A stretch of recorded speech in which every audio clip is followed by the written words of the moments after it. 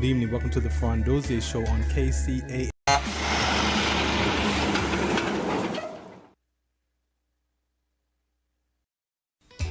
All right, good evening. Welcome to the Farron Dozier show on KCAA Radio, 106.5 FM, 1050 AM. Also streaming from the KCAA Radio.com website and mbrradio.us. We got to bless the show before we get started. Let's go. When I was in my mother's womb, I had a calling on my life to do something in the glory of God and marry it like a wife. Commit myself to his word and never be led astray. And when it's all over, when he comes, I'll be glad to see that day in the morning time.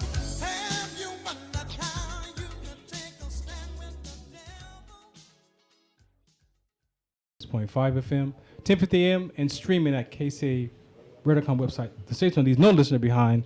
Again, thank you for tuning in. If you are driving in your car, you got to get out. Type in kcaradio.com, click listen live or watch live because we're streaming live from the website in studio tonight.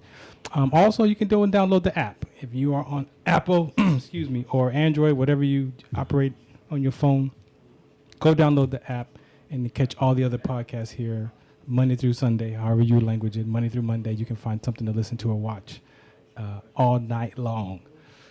Make sure you catch me on Wednesdays, so that's tomorrow on the Farron Dozier Show on the Military Broadcast Radio Network. That's right, MB Radio. I have a conversation tomorrow. That's where I have most of my military talk shows, conversations, but we still mix them up into a variety show.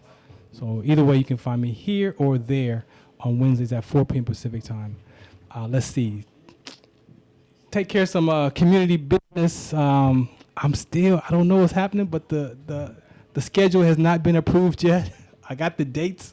We're just waiting for a couple more teams to get situated. But IE Dogs will be in season this coming 2026, 2027 season. 4 home games. 6 of those. So it's 10 home games, 10 away games. 6 of them are going to be in Linwood in the tournament style. Back-to-back Saturday, Sundays, and then we got 4 actual home games. Right now we're working on the Norton Gym, but if you out there, whatever city in San Bernardino you wanna host us as a team in your gym, we are open to play anywhere in the Inland Empire, from San Bernardino County to Riverside County, wherever we could play in the IE. But right now we're working on the Norton Gym to play there, our 4 home games. I have a lot going on tonight, so we're just going to go through the sequence of the show. Shouts out to Coach LG. He will be calling in. He's got practice with his youth, so he's going to call in shortly. But part of the ABA, the IE Dogs, our conversation, we take care of a few things. So personally, is for the love of dogs. My dog Daisy, I had to put her down after 14 years, so I don't have the heart for another pet. So I'm going to contribute my time in bringing awareness and conversations to those animals, those dogs that need foster care, for the cats and the dogs. There's a lot of stuff going on, spay and neuter, a lot of things going on, and especially in this county around the dogs and cats. So we're going to use that conversation for dogs and cats, for the ABA, of course, my sickle cell trait and hydration campaign, personal to me as well. What else? Mental toughness, of course, personal to me as well. Mental health. Youth suicide, veteran suicide, all those conversations, mental toughness. But then there's space, right? It's not just what we care about as an organization, it's what do you care about as a community. So can you close that? Can you close that door? Yeah. So we want to share our platform with you is what I'm trying to say, right? We care about what you care about. So if you care about whatever, lupus, if it's a chronic illness, if it's a cause, whatever that is, bring it to the table. Bring it to us. We've partnered with the Bloomington Chambers of Commerce, so they're going to be supporting us, getting those businesses involved. If you have a business and there's something that you care about in the community, join us, brand with us, be a part of our campaign. So sitting down with the BCC a few weeks ago, we had an opportunity to brainstorm, and I've had family members who have adopted foster children. I had a friend who was interested in doing foster care as well. It didn't happen, but that's always been in the back of my mind. Shouts out to James Christian, who is I'm low key part of another ABA team owner in LA. But James, he's dedicated a lot of his conversation to the youth basketball, like tiny, like 3 to 5 year olds and he dedicates a lot of his conversation to the foster care program, right? So I know people have been through that system, but as I was looking at it with the BCC, I'm like, how can we get involved in that, right? How can we, add that to a campaign for us? And guess what? They got this guy right here next to me on the phone right away. Jesse's here to share just some of his experiences being around that community and those children and adults. And so we're actually adopting part of that conversation around the foster care children. And I say that for you, those who are listening, for the relatedness, right? You may have not been in a foster care program or a foster care system, but you may know someone. You don't even really know unless they tell you, because they don't walk around with a badge, right? So, but my conversation to that is, how can I relate to that? So to be honest, if you look in your life and you tell the truth, to yourself about how you grew up in your family, we hear conversations in the world. The blood is thicker than water. A lot of people are not even connected to their own families, that they got play cousins and they got all these, things that they talk about. But what is that coming from? It's coming from a space of disconnection. It's coming from a space of a broken sense of belonging. People languages sometimes is, I'm the black sheep of the family. Like, you hear people talk about how they describe their experience of their own families, right? So can you imagine if that's how you feel about your own family, low-key, silently, we suffer in silence? Can you imagine what it is to be in a foster care system where you have, it boggles my mind, because they have no family that they can go to, right? And thank God that there are people who in this program that are willing to accept a child that's not their own, right? So you have all that different dynamic. So why we're taking care of this conversation? Because if we tell the truth, there's a lot of healing that needs to go on in all of us. And some people are not even connected to their own family, that you find close friends more than you find relationship with your own personal family. So that experience might be different in the foster care system, but it all boils down back to what it is to be human and the sense of belonging. And clearly, I would imagine that the child that's in foster care, their sense of belonging is fractured, right? And so Jesse is here, man. How are you doing today, bro? Yeah, I'm doing good. I'm doing good, man. Thank you for having me. Doing good. Yeah. Appreciate you for hanging out for a little bit, man, to kind of give the listeners a sense of this conversation that we're bringing to the table. For some people, it might be a new discussion. Some people might, of course, we've heard about the foster care system, the programs, but never really sat down and listened to someone. So I know you have some experience in this world. So when you hear that term, even foster care, like what comes to mind for you when you hear that term? Yeah, I think exactly that. Just to foster, right? So, what does foster even mean? The way that I like to try to explain it, a lot of to individuals that are trying to just learn the system, is just being empathetic and then just trauma informed. I think a lot of times individuals bypass that and they label children that are troubled, or they'll have higher behaviors compared to a kiddo that was raised with their mom and dad, and they just kind of see them and they're already just labeled as bad kids. And there's something called the labeling theory, and within that, when somebody's labeled something, 9 times out of 10 they embrace that label, and 9 times out of 10 it's a negative label. You know what I mean? So a lot of times, these individuals carry this label where they carry it and they have a chip on their shoulder. You know what I mean? So they go about life, and then, so. And I get that now, foster care, I think that's a human being experience. I think most of us deal with some label growing up.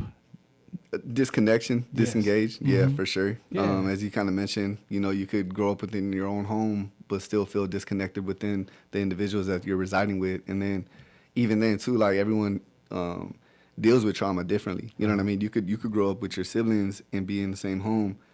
You could be in a car accident with your spouse or whomever, and each of you are gonna deal with that car accident differently. Yeah. You know what I mean? So imagine being in the system. Yeah. You can't there's not just one way to fix and help a kiddo. There's numerous ways. You know what I mean? So that's why, just being part of numerous of different programs and getting a lot of assistance within the community has been beneficial to help these troubled youth. Yeah.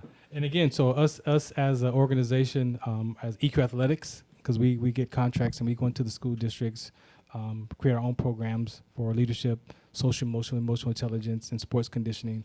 So with the ABA basketball team, that's one of our platforms that we express those conversations within. And so, like I said, partner with the Bloomington Chambers, getting these businesses involved, getting the community involved. Our plan is to just have those children come to a game for free. So businesses, we're going to give it all. We're not charging. We're going to give everything away. Find some resources to invite to that table, and some fun things as well, right? So they can have an opportunity to, because I believe, first of all, you got to create this connection, right? There's a lot of trust, confidence level issues that you're dealing with the children. Can you touch on that?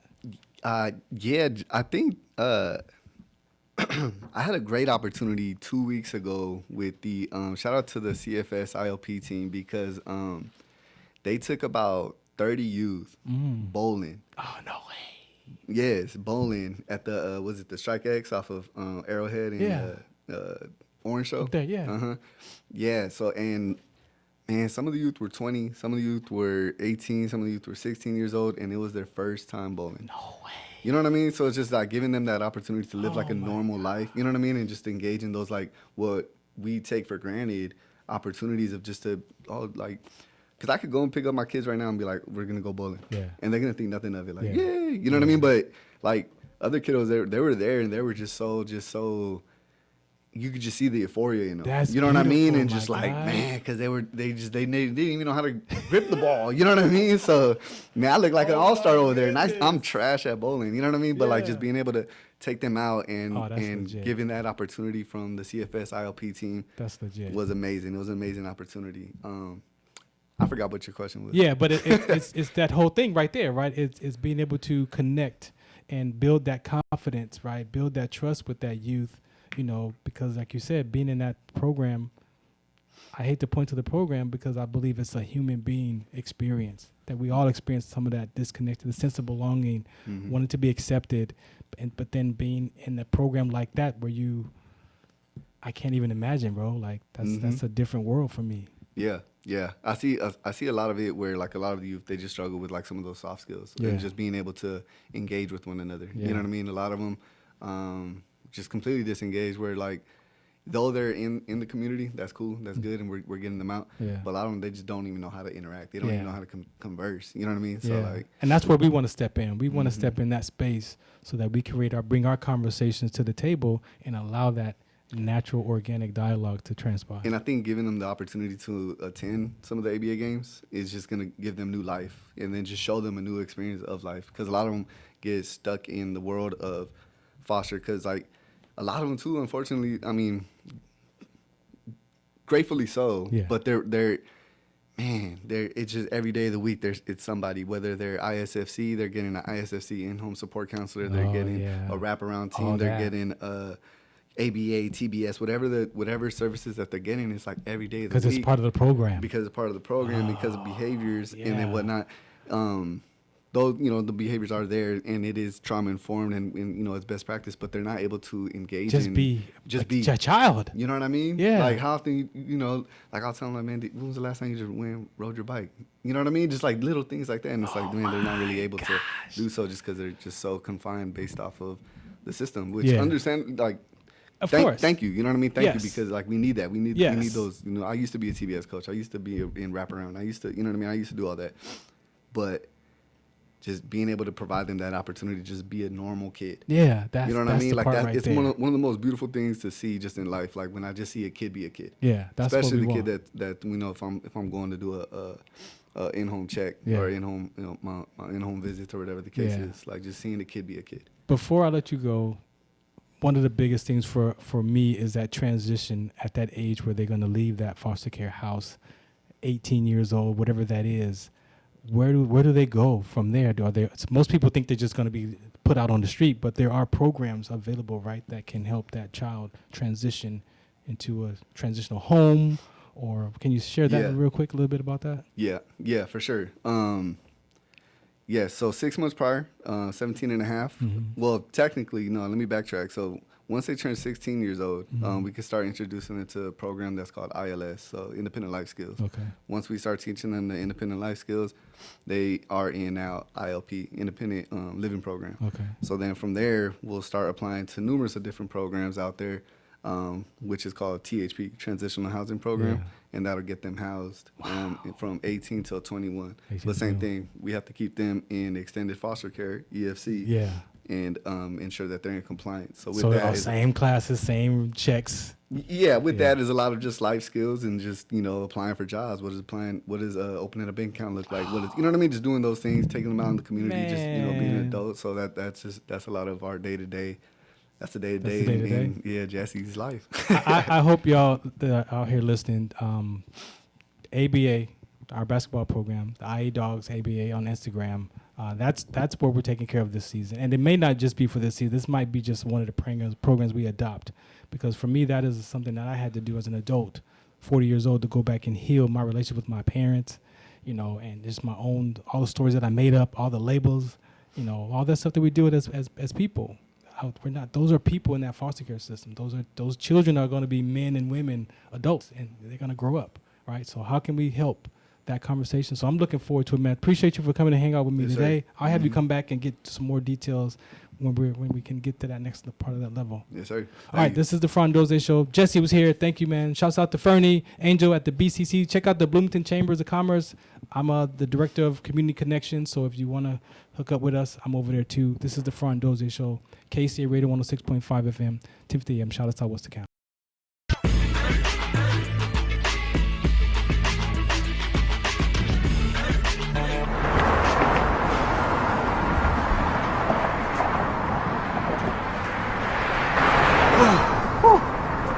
Hey, what's up, man? How you doing? I'm blessed, my brother. How you doing? I'm good, man. I'm good. Hey, did you see the game last night? Oh, that was a good game. But did you see the shot? I lost money from that shot. Oh, too, man, that bro. shot was cold, I man. hated it, but it was good. Damn. What's in those jeans? You really want to know? I do. Exhaustion, muscle spasms, asthmatic issues, unexpected sickle cell trait crises. Damn. Are you serious? When I was young, I found out I had sickle cell trait. My mom's told me, but I ain't have no knowledge of it. But when I got older, I had a child, and the doctor told me my daughter has sickle cell trait. Do you know the fact that both parents have sickle cell trait? There's a 50% chance the child may have the trait, and 25% chance the child may have the disease. Hey, that's what's the count. Do you know that 2.5 million people in the United States have sickle cell trait, 300 million people globally? I didn't find out I had sickle cell trait until I was in the Army, 10 years. Next thing you know, I had a sickle cell trait exertion site. Sickle cell? I thought that was a black gene or something. Nah, man, the Latin community is number 2. 1 out of 36,000 babies are being born with sickle cell disease. You could be Caucasian, Mediterranean, European. You gotta know your bloodline, man. There is an inherited gene in our community that has been forgotten. The name is sickle cell trait. WDCONSCT, also known as What's the Count, is out to bring awareness, education, and prevention to people all over the globe. Want more information? Call us now at 323-215-5384 or visit www.wdconsct.org.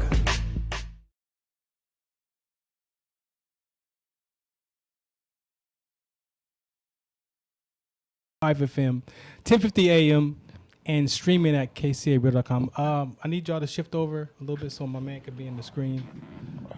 Not yet, just wait a second. Center yourself. Yeah, there you go. See, look at yourself in the window. There you go. There we go. All right. Those of you who listen on the radio, yes, we are on camera in the station. Go to the website, click listen live, watch live. All right. So if you watch Where Are You Part 1, we had a pretty decent conversation that night. I think it led to a lot of just a lot of relationship. I mean, we were all strangers here. I didn't know these gentlemen, and so we left that episode like wanted to have another dialogue. So here we are. Adam, Where Are You Part 2? Pastor Luke here. A couple of Tuesdays ago, and I asked him, sitting next to me, what is it? When you hear that conversation, what is it being male, man? And his answer was right in alignment with what I've been listening for from since March, since we started this. Shouts out to Mr. Walker, who was in surgery. We were praying for you, bro. We holding it down for you, Mr. Walker. So get well. And shouts out to Charlie and Angelica. Yes. But yeah, Pastor Lou was like, vulnerable. That's what it is to be a male. So in this part 2 episode, we're going straight there. We don't have a lot of time. We don't. I got some direct questions I want to ask, and I hope that you gentlemen are opening up enough to just share where you are with these questions. But do me a favor, reintroduce yourself, and then we'll get started. Josh Wazer, Reno Valley scholar. Capo. All right, cool. Yep. Joshua Monk, same thing, Moreno Valley scholar. Also owner operator of Move It Already Moving Company. You can check that out on Facebook, Instagram, Google, all of the above. Shout out to my boy Farron, Mr. Randy, and we here, Finish the Race Foundation. All right, gentlemen. So we gotta just go right to it. No holds back bars. Pastor Lou brought up the perfect answer to what it is to be a male man. He said being vulnerable. What's your response to being vulnerable as a male man? I definitely understand that, because especially as a black man, you're constantly under attack. You're constantly living in a state of vulnerability, especially. Hold on, I don't want you to. I want you to say make it personal. Oh, make it personal. Yeah, not as a. We don't generalize conversations. So Okay. For you, what is it to be vulnerable as a male man? What does that look like? Is that difficult? Is it cool? Is it? It's not cool. From my personal experience, it's not cool. Right. Even when people tell me it's cool, vulnerability has always been weaponized against me. People use my vulnerability as a tactic or as a ploy to attack me, my character, or just who I am as a person. Appreciate you. Thank you, Mr. Vulnerable. Get to the mic. You gotta come to the mic. I don't like that word. Okay, so give me some feedback. I don't like being vulnerable. I'm trying to figure out the. You're not ready? Okay, I'm gonna let you marinate on it. You can steal people's answers too. For me, just being married, and I have to be vulnerable because I got kids looking up to me. So when I in that moment of vulnerability, I learned like what type of dad I am, what type of man I am. So it's not easy to be vulnerable, but I accept it because I've been growing from that stage. I didn't used to be vulnerable. I'll turn up in a minute, but I can't do that with my kids, you know what I'm saying? And once they see that I can't control my emotions or I can't be, go down to their level and see what they need, then I'm not going to grow. So I'm going to be straight up. I'm with all y'all. I gave up being vulnerable at 14. And that was because of a junior high school breakup with this girl. And now, as a 14-year-old, I don't even know what vulnerable meant. I don't even know how my mind even landed on that. But all I know, the pain and the emotion that I felt when I found out that she was gonna leave me for some other dude, and I went back to her and asked her to give me one more chance, like Biggie, and she was like, "No, you're not the guy for me." My mind landed on, I'm not gonna be vulnerable, and I have to defend myself in relationships. Now, I was 14 years old. You know when I figured that out? A glimpse of it at 40. So can you imagine how my relationships turned out? From 14 to 40, 2 failed marriages, broken relationships, not vulnerable. I hated that word. I didn't even use that word because of the experience that came with it in that survival state of a young teenage child. Yeah, and I feel some people take your vulnerability as a weakness. Some people prey on that. Some people feel he never been through that, so I'm gonna put him through that. He open to that, not knowing about that. You know what I'm saying? So I feel like the same way with you, as far as with the relationships and so forth. Seeing others, feeling my partners being vulnerable, and seeing what happened to them from being vulnerable. I'm like, oh no. But at the same time, you know what I'm saying? We grew up in the hood, so we couldn't be vulnerable on that level because it was predators out there. You know what I'm saying? You know what I'm saying? So the difference I see in the vulnerable of being a man vulnerable with your family and with your kids is different. You know what I'm saying? Yeah. I'm vulnerable to the kids, but far as outside of that, I'm hoping one day I can be vulnerable to the wife. That's probably about the only thing I'll probably be vulnerable to is the wife. You know what I'm saying? Other than that, So for me, one of the key words of being vulnerable, it's being able to be okay with the willingness to, despite of the rejection and disappointment. See, a lot of times we think that we can avoid being disappointed. Yeah. But you can't. Yeah. It's going to happen, right? So as a man, and so as I asked the question since March, what is it to be a male man? 99% of the people have said protector and provider. And this conversation is about the ingredients of what it is to be a male man, right? If we're the foundation of the family, not the roof, but the foundation, and the foundation of your house is made up of all kind of ingredients, barbed wire, asphalt, right? All concrete. So for us as men, we have to be able to look at our foundation of our emotional state. So if I'm a provider as a man, but I'm upset providing, what is my partner's experience going to be of me? She's going to experience the frustration. Yeah. I'm providing, but I'm frustrated. For sure. I'm protecting, but I'm angry. So for me, the activity of what it is to be a male is the protector and the provider, and whatever that means, because that could mean something different than all four of us.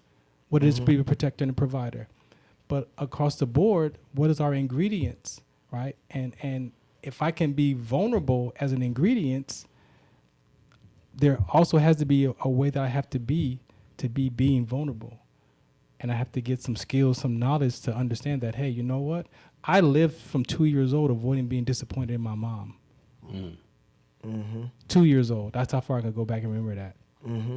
So a lot of it happens into our experiences of our families, of our mom and dad or uncle or whatever that is. Where can you look and see where your vulnerability got corrupted or got fractured? Is there a spot? Definitely. I can agree with you when it comes down to my mother, my father, and then more recently, even like my daughters, where the vulnerability got corrupted just because the way women have used my children as weapons against me in terms of things that, they were able to manipulate my kids into saying, certain things, or even when it comes down to betrayal, and I felt that from my children, which is something, like I said, when it comes down to being vulnerable, I feel like I've experienced it being weaponized against me, and all across the board, from any and every way, from family, friendships, to even children. So vulnerability is something that I definitely struggle with, just because I know how that moment can be used against you and flipped against you to do harm to you. Right. So so a lot of people that I hear in conversations, they use the word, I want you to be transparent. Yeah. Right. So I look at the word, and a lot of times, out of the mouth comes the issues of life. So if a person tells me that they're looking for somebody to be transparent and to be vulnerable, that's because they're broken in that space. So I want you to show me your transparency first, then I'll show you mine. Right. But at the same time, like my wife, she always used that word, be transparent with kids. Like, because I'm like, okay, this is what I say, and this is how I want it to go. But you said it before, that's not a relationship. Yeah. You're not building a relationship. You know what I'm saying? The transparency is building the relationship, showing them, hey, okay, I want you to do it this way, but this is why I want you to do it this way. Yeah. You know what I'm saying? So I think I learned that word, and I like to use it now because Transparent. be transparent. Yeah. And that's what I'm saying. When I told myself I'm not gonna be vulnerable at 14, you couldn't pay me to be vulnerable. I didn't know that at the time, but that's what I lived from. And then as I discovered that word at 40 and the trauma that came with it, it was like I got to find another word that gives me my power back because I'm not vulnerable. And I had to start to examine myself and figure out what word am I going to use that gives me that same experience that I can be open and honest, but not use the word vulnerable. But see, vulnerable, I think it comes with that type of energy. It's like, oh, if you be vulnerable, then you this and that. I think that's what the culture put. Yeah. Come on, I need some feedback, bro. Where do you remember that vulnerability being a fracture, and you're like, you know what, I don't like that. I'm not. From seeing others, from watching others. Sometimes you can learn a lot from watching other people. Yeah. Being vulnerable and letting their guard down and loving and just seeing how, you know, some people don't want to be loved. Yeah. Mm. So you be vulnerable and love someone that's, it's like you didn't put your all into it and let that guard down, and it's like you did that for nothing. Mm. Yeah. So from seeing that, I just like, damn, niggas ain't doing everything right. Mm-hmm. Let his guard down to be vulnerable. For sure. And shit, what it add up to? Yeah. And it goes back, you know, for me again, you know, we talking about Adam, so we going back to the fall. Mm-hmm. If you look at Adam, for my interpretation, it's shame, embarrassment, disappointment, and a dash of blame, right? Those were the first strongholds for me when I look at that and I read that. And when I apply that to my life, I lived a lot of my life avoiding those same things. Disappointment, shame, and embarrassment, and then we blame other people.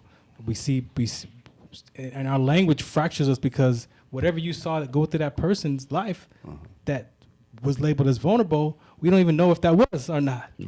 Right. So our language is also our trap, because how we describe an episode that we see on TV and get 4 different perspectives. And for me, it might be vulnerable. For you, it might be something else, him. And so even we got to understand how our brain operates, and sometimes how we language stuff and describe it may not be the best word to describe that episode. Right. And that becomes, and as a mind of a child, you got to look at that. A child's perception is open. But I feel like when it comes down to, you know, we're talking about vulnerability, I feel like the biggest thing is knowing who, how, when, and where you can even be vulnerable. Because you can't be vulnerable with everybody. You can't be vulnerable in every space, you know, because those things can bring harm not only on just your life, but the people who you care about. Because if you're vulnerable coming from a place of hurt, talking about someone who's hurt you, you don't know how that's going to get back to that person from, you know, that moment of vulnerability. And like I said, it's just you have to also have some discernment in whether or not you're in the space to be vulnerable. So the issue is, I'm gonna take it I'm gonna peel off another layer that's vulnerable. It's I can't show you my vulnerability. That's what I'm my vulnerable. That's what I was is right say. there. It's a description. How somebody gonna know that you're vulnerable? Exactly. Just like, I could be vulnerable right now just like how we was just talking about our dads. Our dads both passed. Sure. Like I didn't know he's vulnerable. Yeah. He don't know I'm vulnerable because I'm seeing a strong man. Right. Yeah. So I'm not gonna take the word vulnerable and be like, okay, he's vulnerable. Right. I'm like, okay, he's being real with me right now. Right. Yeah. I don't know he's vulnerable though. Right. You know what I'm saying? And that's the other layer of that conversation is it's a descript. Yes, we use it to describe life, but what is behind that vulnerability? Yeah. Is the fear of being. I think somebody said something. Again, shame, embarrassment, disappointment, slander, judged. Like there's a lot of emotional stuff that comes with that. Not being vulnerable because of an experience that I felt, that I made up, that maybe it wasn't because I didn't ask the other person questions to find out what that was. I just walk away with that. I'm not gonna be vulnerable, like I did with the girl. I'm not gonna be vulnerable. But even within, did you think that you was being vulnerable? I was 14. But you just being yourself. I was 14. That I had no idea. You had no idea. No idea. You didn't know you was being. You went all in with no. You know what I'm saying? Right, but that's what I'm saying. We make these decisions and these perceptions early. Yeah, and we carry early. on. I just told you I was 2. How would I know to even make that up at 2 years old? At 14, I'm a teenager, bro. But our mind, we have to understand. That's why I'm pointing at our ingredients is our personality, your character, your behavior, your body language. That shows up more. That's the first thing people see. Yeah. And if as a male man, we talking about having babies and wives and girlfriends, and we haven't even discovered that for our own self, but we're looking for that from her to give it to us. But I'm not gonna give you mine because I know what that feels like. So you show me yours first. I think when it comes down to, because going back to just the word vulnerability, I don't think we call it that. I think it's more so we say we being real. I'm keeping it 100 with you right now. You know what I mean? I'm being real with you right now. It's a description though. So, you know, even when it comes down to, all right, we may not be able to identify it, or we may not identify it with the word vulnerability, but in the expression of you telling someone and you communicating to them, like, hey, even the word transparent, like, hey, the way that the word vulnerability, because some people don't even know how to use vulnerability to the capability of it's coming from an emotional place. I'm being vulnerable in terms of my emotions, you know? So I need to, my guys here. You quiet, bro. I need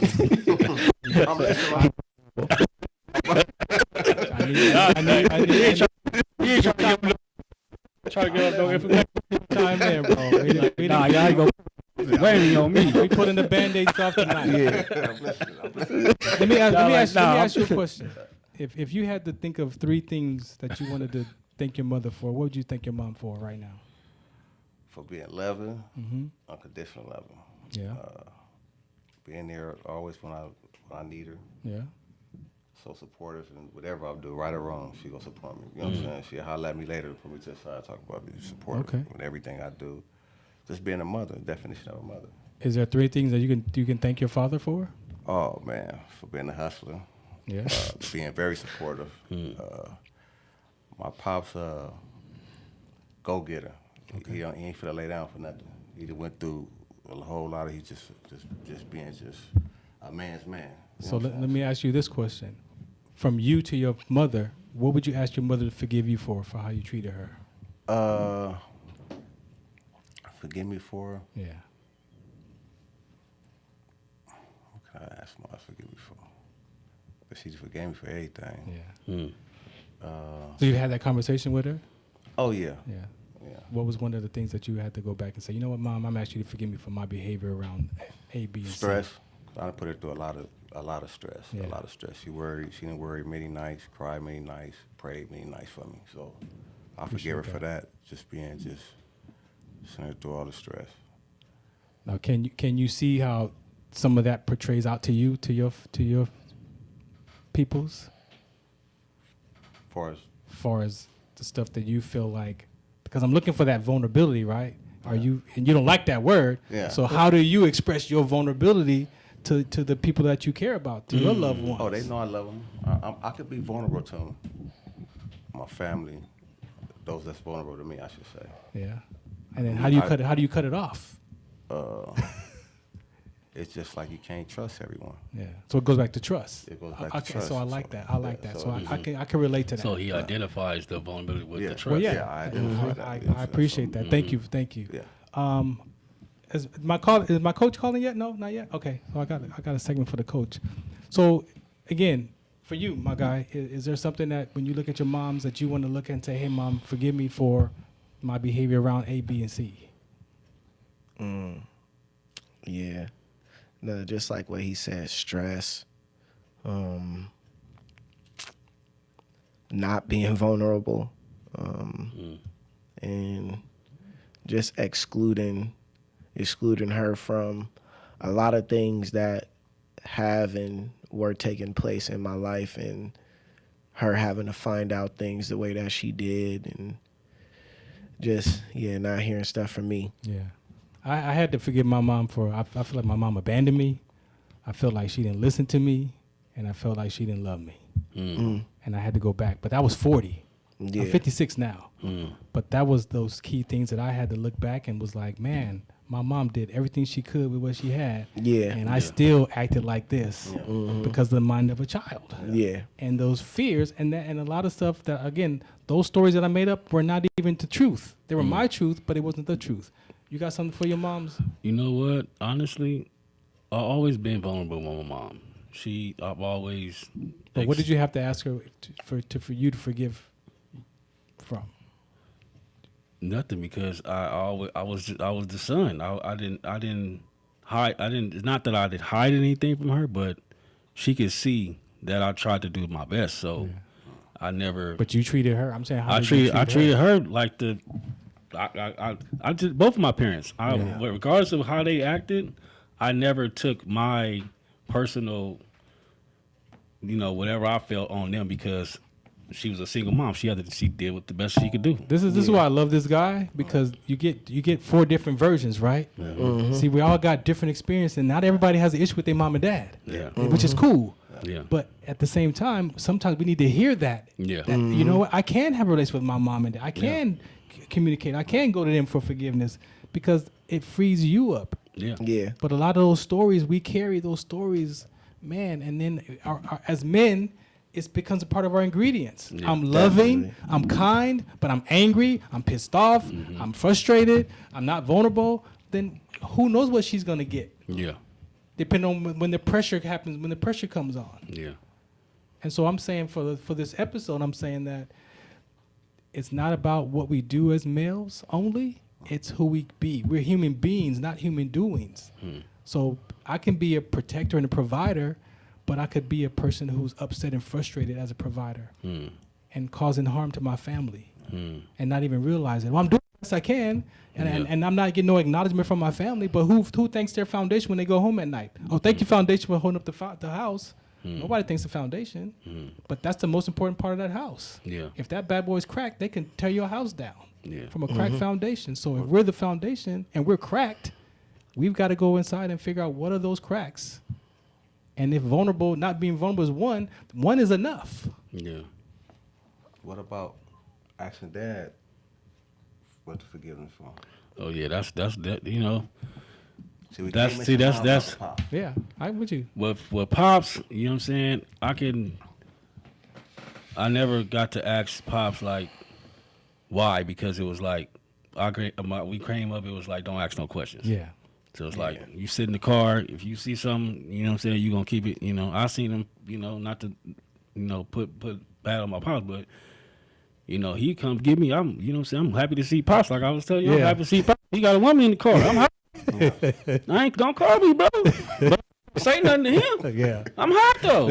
I ain't seen you in 3 months. You know what I'm saying? You come up, saying you got the thing in the car. I gotta get to the back too. We go see the boys. I'm tripping. You know what I'm saying? That's disappointing. Yeah, I was disappointed. That's disappointing. You know what I'm saying? But I never said anything because I kept my mouth closed. I was just like, okay. I took my stuff out on the streets. Like, okay, I'm outside with it. Like I'm like you. Yeah. I'm gonna be cool with mom, cool with pops. Oh, but the homie's gonna get it. Yeah. Let me take.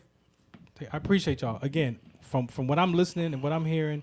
The not being vulnerable definitely can come from trust, disappointment. I think those are enough ingredients. One is enough.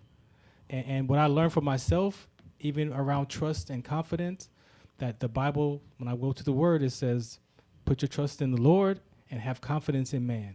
And that gave me the freedom from my spiritual context to look at my soul and be like, well, in my mind, will and emotions can't comprehend being vulnerable because of the survival state of mind and all the stuff that we carry from those emotional fractures. But if I put my spirit to lead my life now, so I'm letting the spirit stuff context lead. And so if the word says have confidence in man, then I got to go measure my confidence. But measure my confidence in myself. I'm not vulnerable to myself. 100%. I'm not 100% confidence. So if I give up trust in my soul for trying to understand what trust is, and I say, okay, let me go to confidence in my mind, then if I tell the truth, I'm not 100% confidence. I'm about 80% confidence in myself. So what is that 20% that I don't have in confidence? That might be what I'm putting in front of y'all, that you better not speak to that 20%. Right? So because I'm going to fight you if you point that out. Right. Of my lack of confidence. Right. It's Right? gonna be a problem. It's a problem. So I'm saying maybe we have to measure ourselves instead of saying I'm not vulnerable. And maybe you're not vulnerable 100%. Maybe you're vulnerable with 20%. Whatever that, at least you could stand on a piece of vulnerability that you could say, okay, I'm vulnerable this much. But then you got to do the work to find out why you're not vulnerable in that other 50%. And it's not on the woman. No. It's on you. And maybe she points those vulnerabilities out to you because that's what she needs. And we can talk about what the woman needs as well, because they have to heal too. Right? So everybody's trying to heal. We're marrying, we're dating everybody's history. You're not dating a person. Yeah. I'm dating all that stuff that you went through from birth to whatever age. So if that's 50 years of history over here and 50 years of history over there, that's 100 years of history combined that we're trying to figure out and sort through. Let me ask you this: like you say, like when you was younger, you walking by yourself down the street. Are you vulnerable? Are you being vulnerable? Or are you not being vulnerable? I don't even know I don't even know how to answer that because I'm walking down the street. But your senses is saying that you got to protect yourself, right? I guess If it you depends got- on if you- if you gotta get to- if you gotta get to A to B. it depends I'm on where we grew up. I'm just saying, you grew up in I LA. grew up in LA, You grew up in and LA. the Bloods You grew on up one in side LA. and the Crips on one side. You can't I gotta pay attention. I'm not saying I'm not vulnerable, but because of those stories, I'm aware. You can't show vulnerability there. But I don't know. Again, it's a description. It's a description. But what I'm gonna do, I'm gonna play a PSA. I like the young lady to come up here. I'm gonna give her my seat for a few minutes and let her say what she heard. This is the Farron Dozier Show on KC Radio 106.5 FM, 10:50 a.m. Charlotte Southwest account.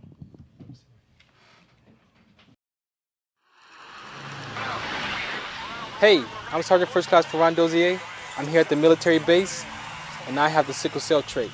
Now, why I got involved is I experienced what they call sickle cell trait exertion. And I was doing the Army physical fitness test, the 2-mile run, and when I got done, I collapsed. A lot of soldiers and athletes have been dying at football fields and running track, and the family members have no idea that they have the sickle cell trait gene or that it's a trigger.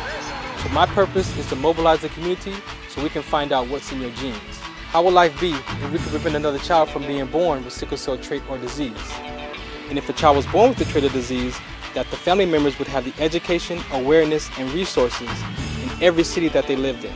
So tune into our webinar series and find out what's the count. What's the count? What's the count? What's the count?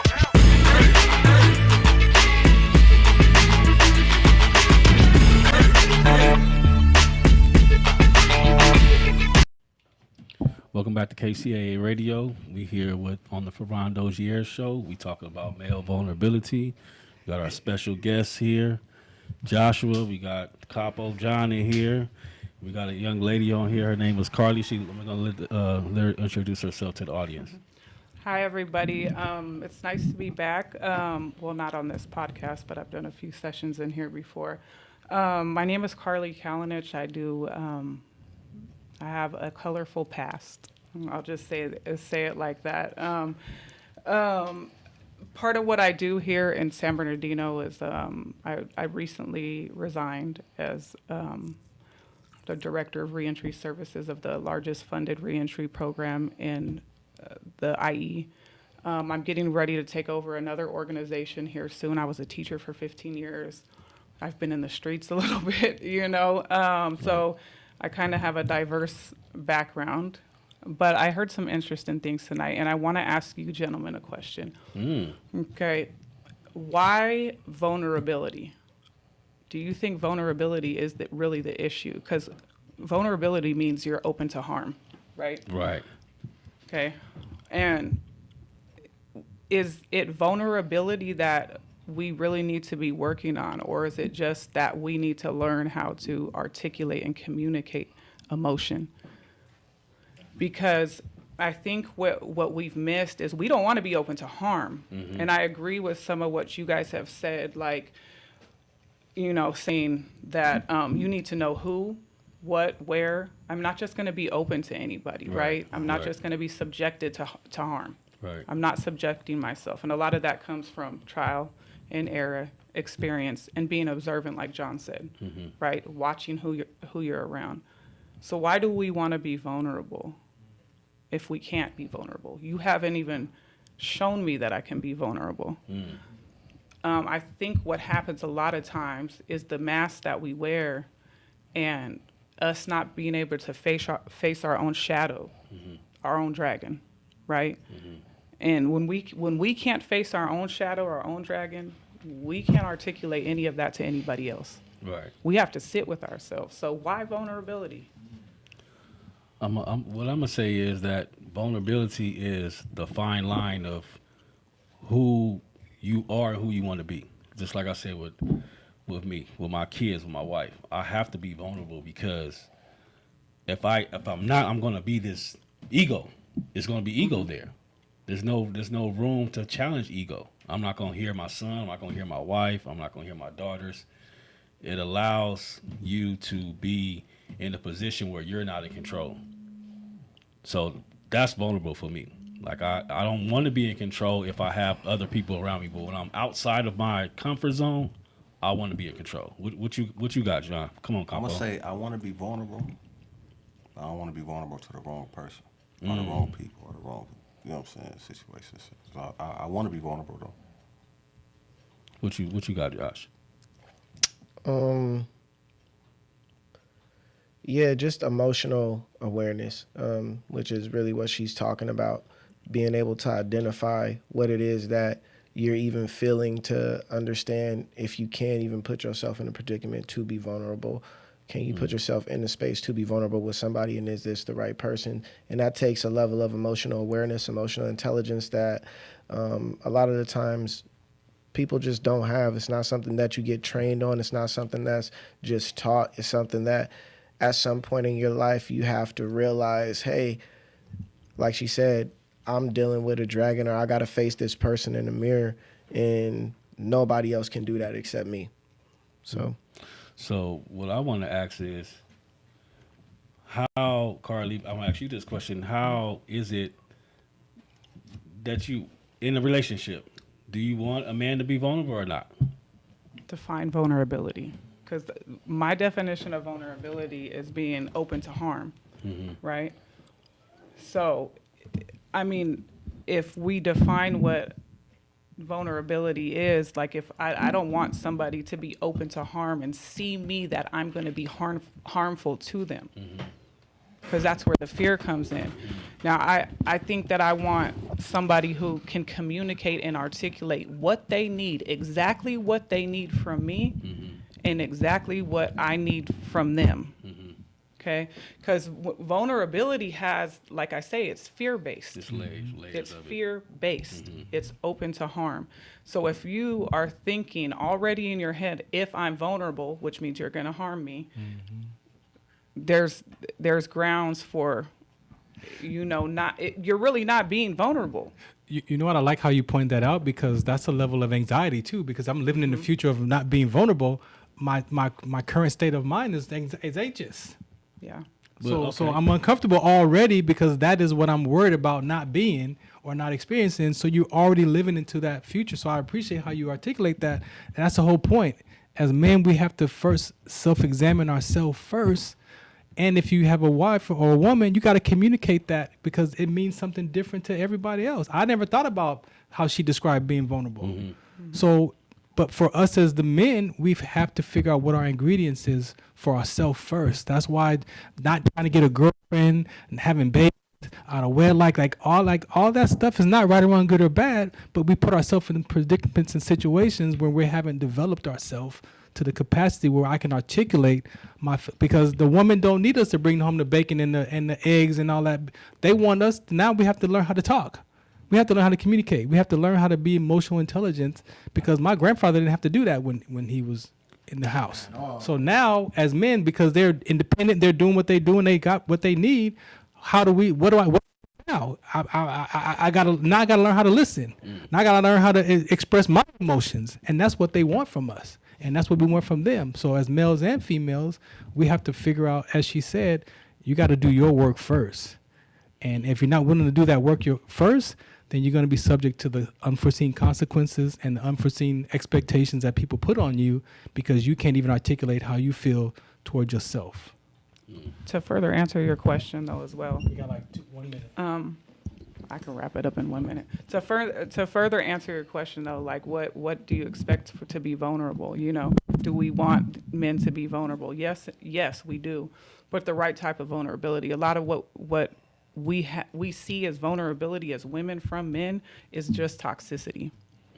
Okay, just we become a dumping ground. Just scared from Okay, from the and so then you can't even deal with it. Then you give it to us, like we're just supposed to whip something up in the kitchen. Okay, like come on, it's there. It's really hard on our end, and we'll build a whole mansion out of it sometimes. It'd be hard on our end too. Right, and it does. Absolutely right. But that comes back to what Josh said. Nobody trains us to do this. Right. Okay. More is caught than taught. If you pay attention, gotta a develop. woman knows. When we pay attention to our man. We know when he's going through something. Thank you for hanging out with us tonight. I guess we're gonna be 3 until we get some solutions or some more openness over here. We might have to bring this back one more time because appreciate you gentlemen for being open and honest and sharing your experience. Oh God! Is that my caller? Oh my goodness, Coach! I got time for you, Coach. I got to get out of here. I'll catch you on the IG live or something. This is the 5 FM, 10:50 a.m. Shout us out. What's the count? KCAA. The U.S. has been bounced from the World Cup after a Malik Tillman goal in the 31st minute tied the game briefly. Belgium responded with a goal less than 2 minutes later and added on.